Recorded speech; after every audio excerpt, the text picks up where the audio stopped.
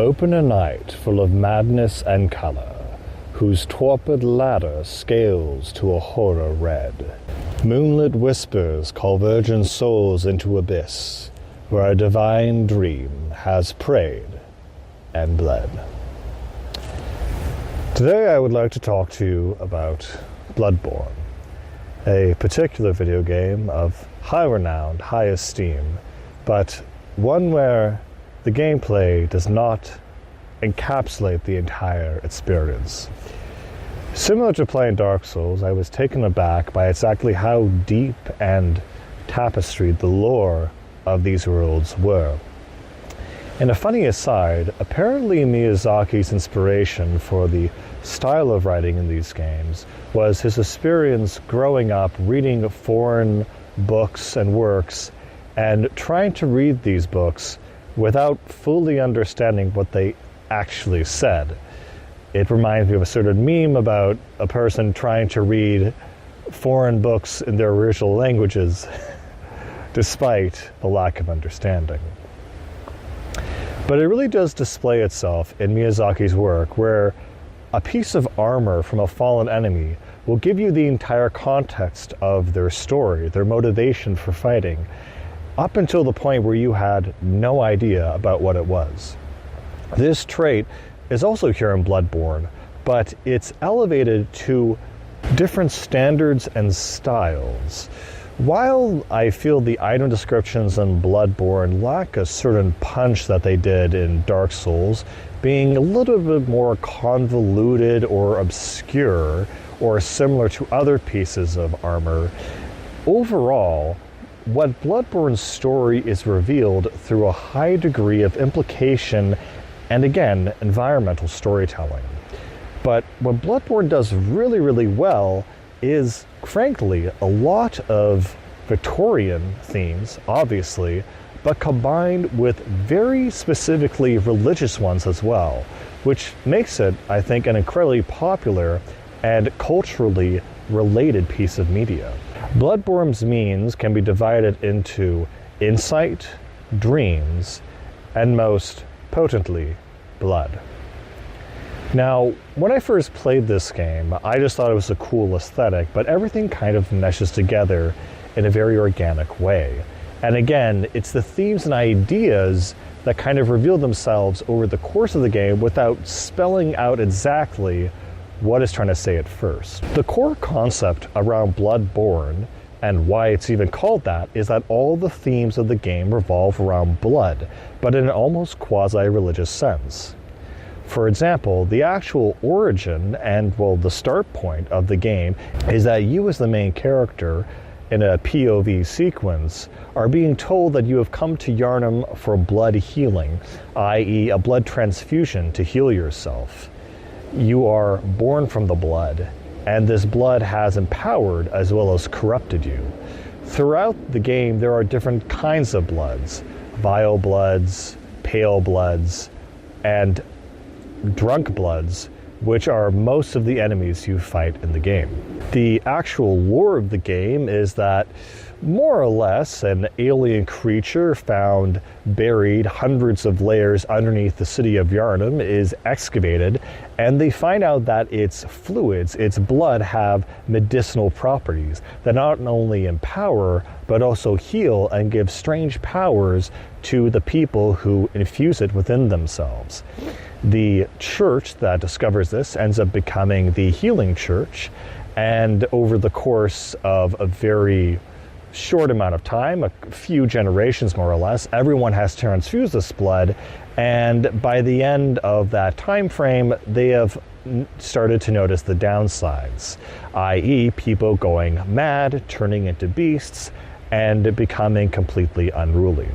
The idea of transcending one's human limitations via actual physical means is something you'd see in something like Evangelion or Resident Evil, in which the infusion of a physically superior being would actually manifest in the self. Another scene that I could also think of is the famous ending of Akira, where Tetsuo is so engrossed with this self-evolutionary process that he becomes a grotesque version of himself. Of course, this all has themes in the post-World War II movement of eugenics and evolutionary selection done in a hubristic manner.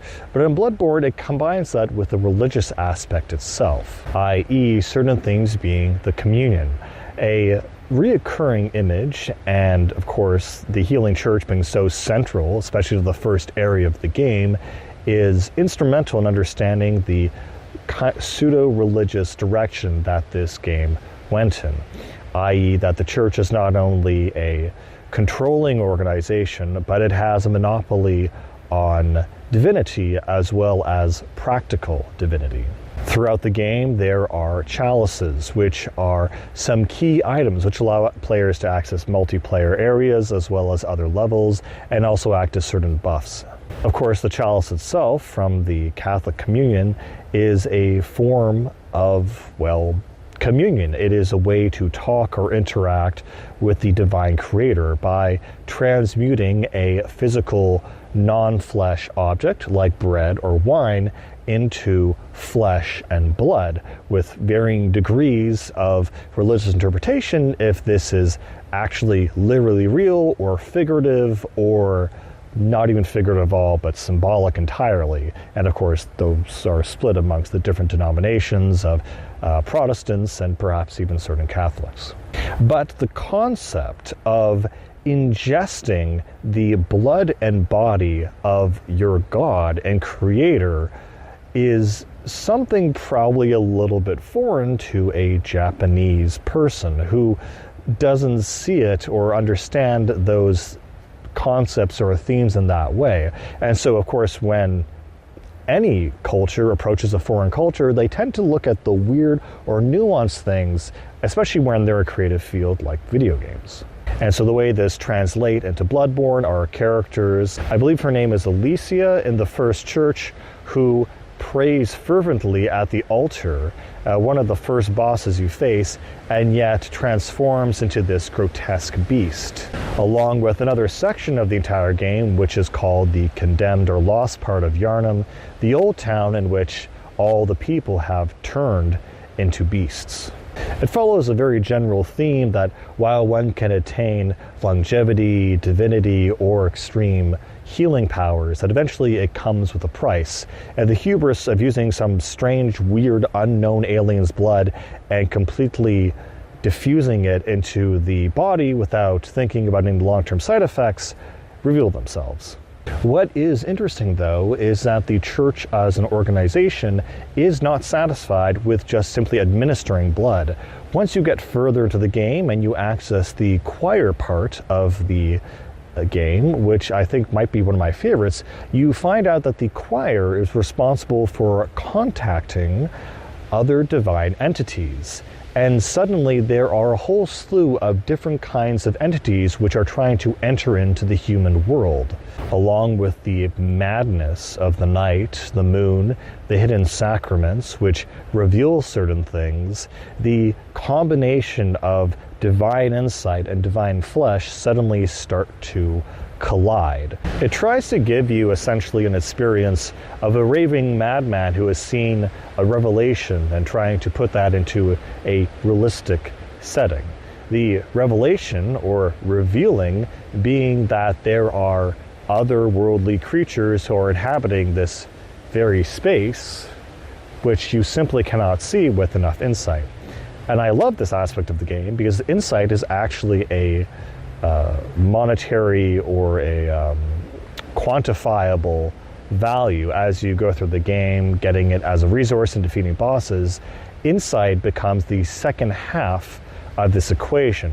While the flesh is a product of the tree of life, insight is a product of the tree of knowledge, of good and evil, and reveals things. Again, the book of Revelation, singular by the way, is a book of seeing something where John, not that John, but John of Revelations, has been revealed these things of the end of the world, these horrifying, monstrous, poetic, extremely shocking but fascinating, fantastical things. In fact, the book of Revelation is unlike almost every other book in the Bible. For those who have read it plainly, it is a frankly tonally different book and visually wild fantasy. Another aspect of the religious experience is not only having the practical good feeling nature of community and of the communion itself, but the other aspect is also the kind of madness that comes with it. The thing that you might see raving preachers go on about, or what causes some lone person to stand up to tyrannical governments or stand up to forces far beyond their ability, like the Knights of Malta or the Battle of Vienna. It's an insane desire or a belief, a mental will that overrides the basic structure of human thought and rationality in ways that are both equally good and equally bad. A perfect example might be Mikolash of the Nightmare, a student of the School of Byrgenwerth who first discovered the blood and the insight, and using the blood as a means to not only expand the physical boundaries of the body, but the mental ones of self, the mind and the soul, and to discover how to access the world of dreams. Indeed, dreams are a very long-running aspect in the Bible and seem to be the main way that God communicates with his prophets, starting with Joseph and Jacob. Jacob having the dream of Jacob's ladder, where angels go up and down, descending and ascending this as it goes all the way to God, who comes again to Jacob and reaffirms his covenant with him, eventually becoming Israel. With Joseph, more practically, being the fact he's locked up in an Egyptian prison, and he is able to interpret the Pharaoh's dreams as to the famine that is to come upon the land and how they should prepare for it, releasing him from prison and elevating him to a person of statehood and helping fulfill the prophecy of his own salvation and of his brothers and his people. I also believe it is in that story where they said that the interpretation of dreams is the domain of holy men, which I find very interesting, because when I think about a modern equivalent of this idea, the only thing that really comes to mind is the modern day psychologist or psychiatrist, one who can take the visions or ideas that are brewing in our subconscious and try to give meaning and purpose to the seemingly random form of events rolling through our lives. In Bloodborne, it takes this a step further, where it asks the questions, what if the subconscious communications from potentially divine figures in the form of spirit quests or visions could actually be communicated back to, or even, in some cases, materialized. And of course, this is what Mikolash accomplishes with the creation of the dream worlds and entryways in the College of Byrgenwerth to entirely alien landscapes, the realm from which these divine creatures come from. It's interesting how in another course, I once learned about the difference between Eastern and Western architecture. In Eastern architecture, the main palaces, places of power and religion, focus on spreading out across the ground, implying that they control the land and the width. It is a horizontal aspect of power, while in the Christian segment, at least in the very specifically religious segment, the cathedrals and churches are vertical based, almost as if they are similar to antennas trying to contact an otherworldly being, a divine being above us. It's also funny to note the cross-referenceship of how certain myths, such as the Sumerians and Akkadians, would reference things like gods that were more like aliens in a certain way, a pantheon of creator beings who sowed the human race, along with other aspects of creation and deified men, such as Gilgamesh and Enkidu. Of course, the trope of supplanting a divine figure with an alien counterpart, being equal in the aspects of higherness, divineness, and otherworldliness, who have come here to guide and shepherd the human race into a state and a quality that is accepting to a more civilized plane, is a very old idea. You just need to watch a few reruns of very late night History Channel shows to get the same kind of gist. Not to say it's entirely false, but not to say it's entirely true either. It's a very compelling idea and something that is at the forefront of Bloodborne. Throughout the course of the game, there is not only the moon presence, but the different offspring and other presences of these other creatures. Erebatius, if I'm pronouncing that correctly, is one such creature who is confined in the back of the cathedral. Something that I love about Bloodborne, it doesn't shy away from dismantling or parodying its own system of lore, where yes, you have this great god that they've been able to summon down and create this version of it in the physical form and almost trap it or take its energy and power in the real world, but there are other weird experiments and offshoots. And this is where the whole Victorian aspect comes into play, wherein there were certain practices and cults where you began to have this idea of the occult and science intermixing. The idea that we could perhaps engineer our way into a higher state of physical or mental being through the use of science. The aspects of phrenology, which is the studying of the human personality or intellect according to skull structure, as well as other things, are also part of these things that now might be considered pseudoscience, but at the time were considered the cutting edge of the humanities and science. Iosefska is one such character who certainly, in the beginning of the game, you're introduced to her workshop with a sense of moral ambiguity as to exactly what is going on behind the closed doors of the clinic. It is only till much later in the game, depending on your choices, you find out she has been taking human subjects that you send there and turning them into these strange alien-like creatures. Whether by purpose or accident, it's not actually clear how this occurs. Of course, for those of you who follow the guides and find out Iosefka's true storyline, it ends up with her moaning and thrailing on the very hospital bed on which she operated, where if or when she eventually perishes, you're granted with 1/3 of the umbilical cord, a key item in completing the true ending of the game. Of course, needing to collect the other 2 to get all 3 umbilical cords to fight the ultimate final boss.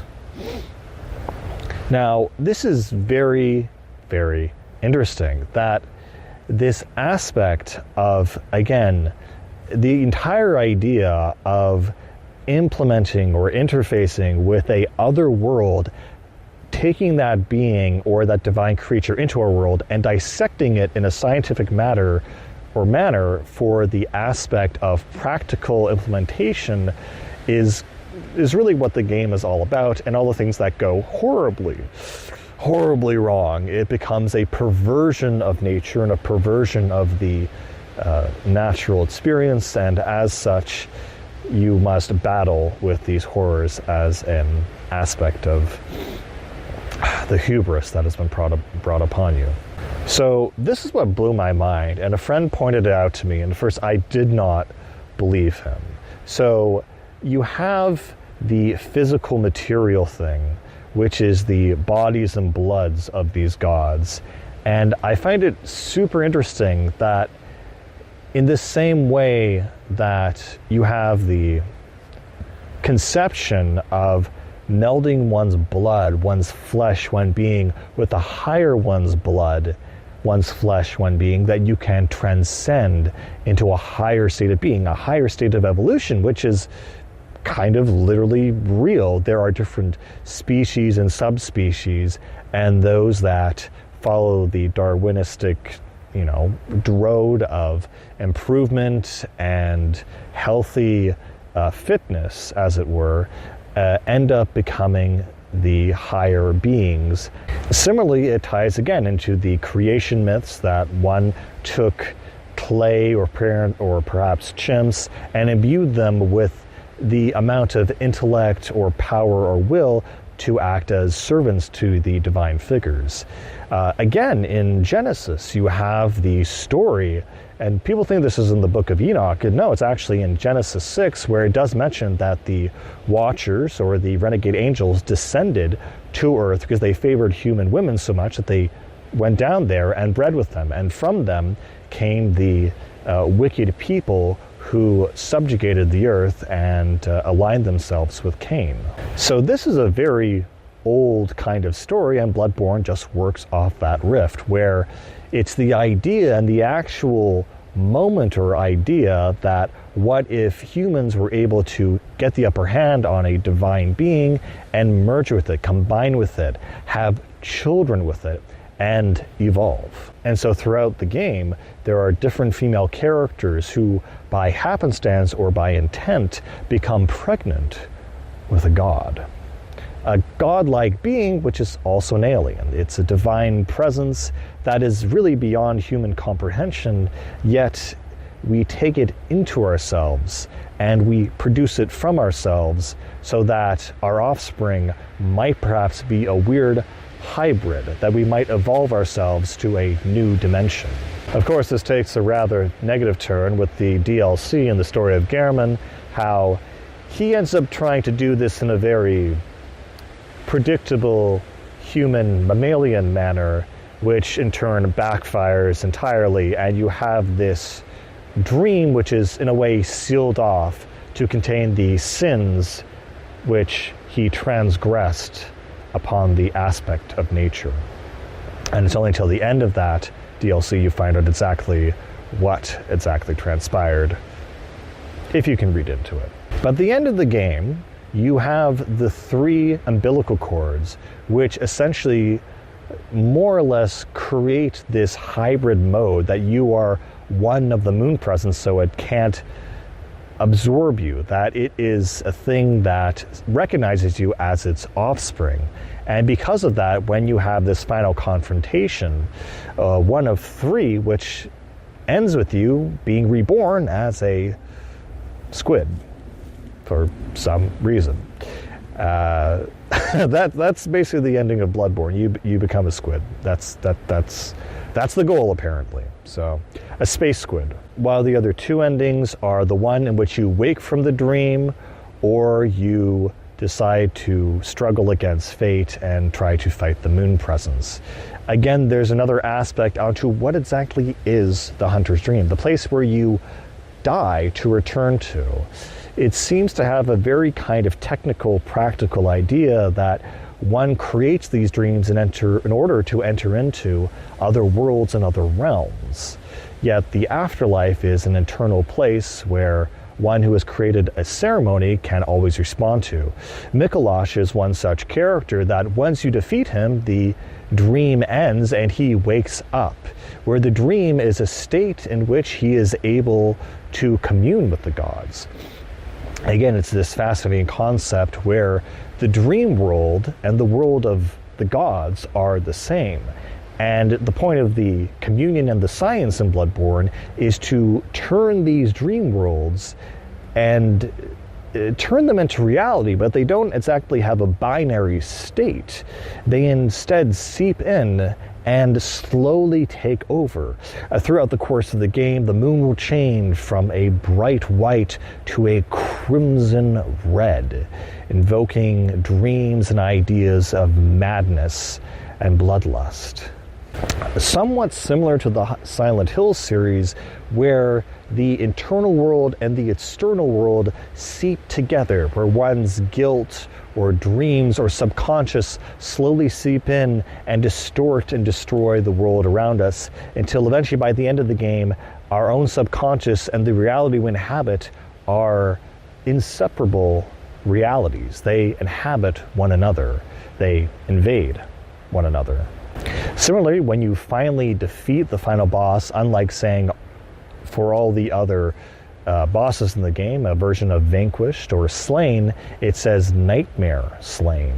That this dream that was brought to this world by killing off the infant demigod that is apparently dreaming destroys this illusion.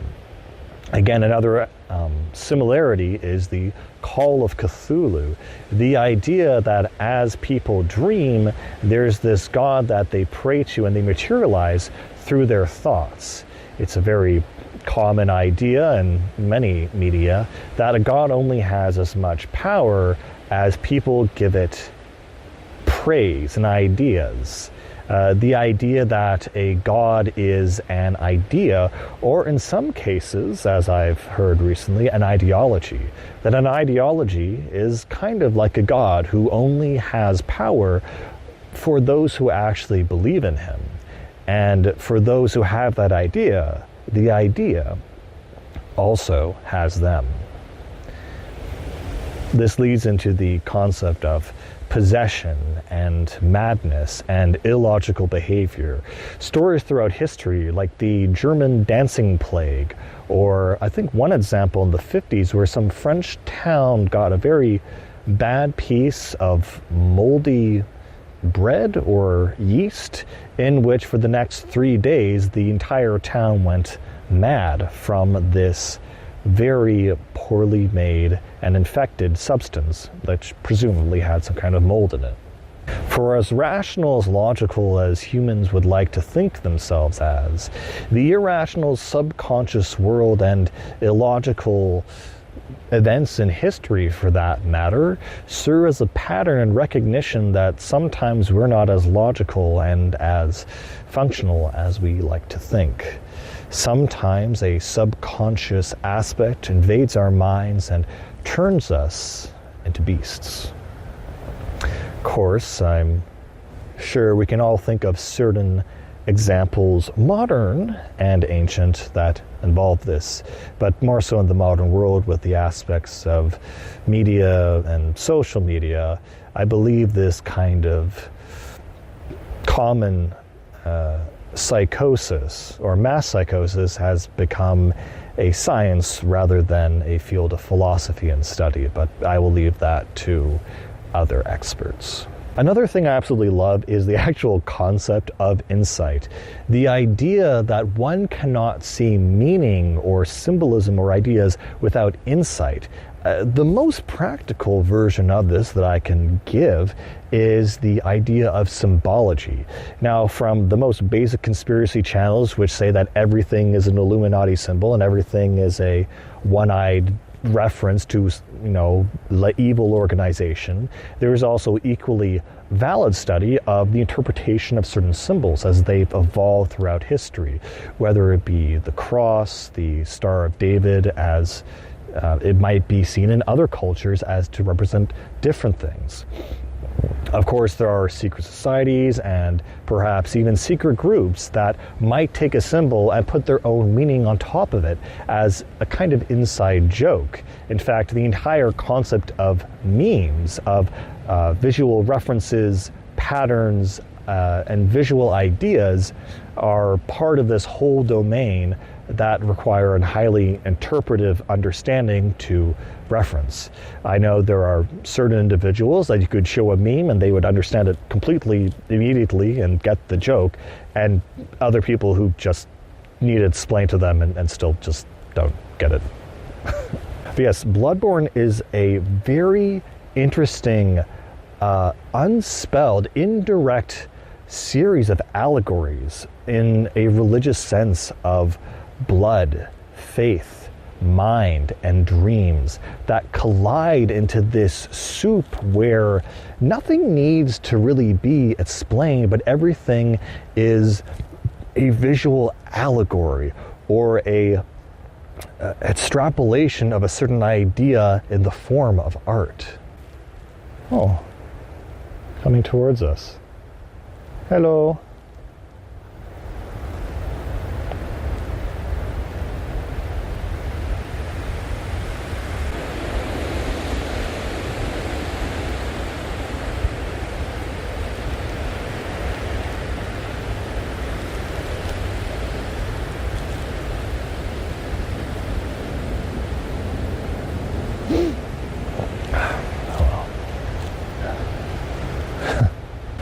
Anyway, so we have another guest, another visitor.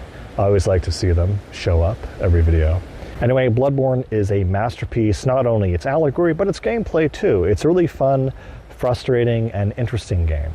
And of course, I don't need to tell you that. I'd encourage you to go play it, go try it, and enjoy.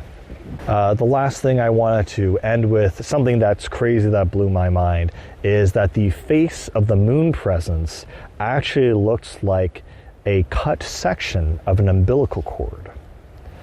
And just the rapture, the ideas, the imagery, it's the perfect example of an interpretative piece of media. It doesn't spell anything out for you. It just gives you pieces and examples and, again, visual allegories that lead you to conclusions.